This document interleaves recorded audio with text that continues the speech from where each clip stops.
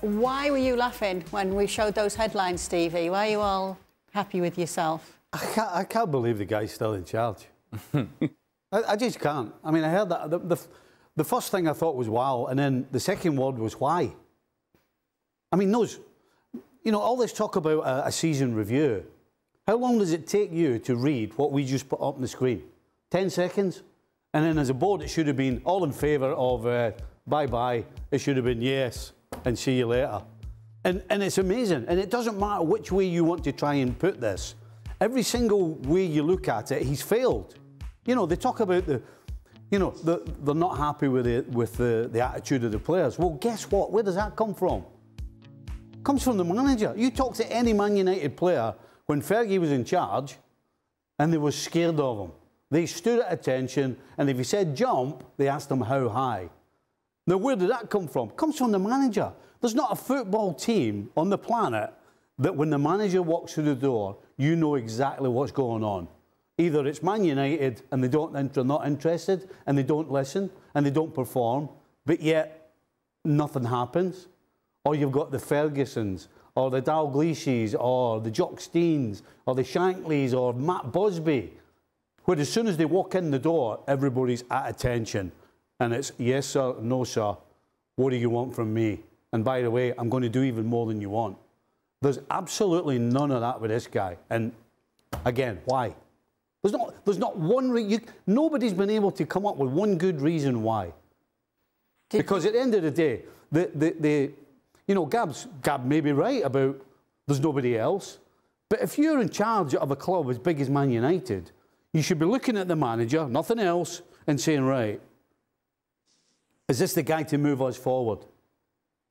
And that's it. Forget what's going on outside of that. It should be, is this the man to make us move in the right direction? And you cannot come up with anything other than no. So why he's still there is absolutely beyond me. Were you a wow and a why reaction type of guy to this, Alex? Well, initially I was wow and why, but the longer it went without them making a decision, the more likely it became that Erik Ten Hag was going to stay in the job.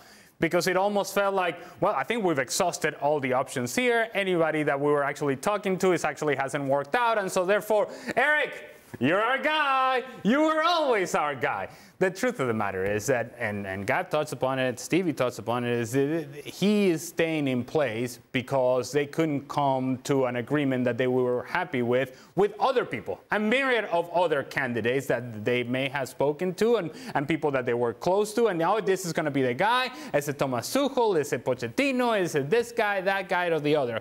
Whoever the options may have been and whatever the conversation may have been, they were not satisfactory enough to the point to where they were able to pull the trigger on that decision. And so it became a situation where, all right, they're not available, so I guess we'll go with a guy that, hey, he just won FA Cup, so hey, that's our guy. And that's the problem. The winning of the FA Cup, then it's now used as a thing of, well, as a step forward. It allows us to think about the future. It allows us to think about that maybe he is the right guy.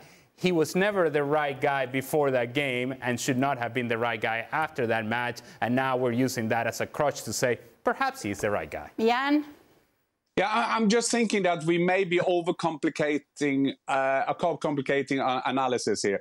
I think that this is, yes, Sir Jim will come in, Brailsford will be there, Blanc, Wilcox, they will sit and talk about all these kind of things. I think this is the power of fans. I think that they saw at the FA Cup final, I mean, I was at Wembley at that day.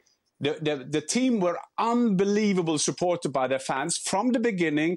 They're winning this FA Cup. And I think that I got a feeling they felt they couldn't do others. They started the season now and they just felt they had to do it. What is this thing that there is no other candidate to train Manchester United? Pochettino could have done a job.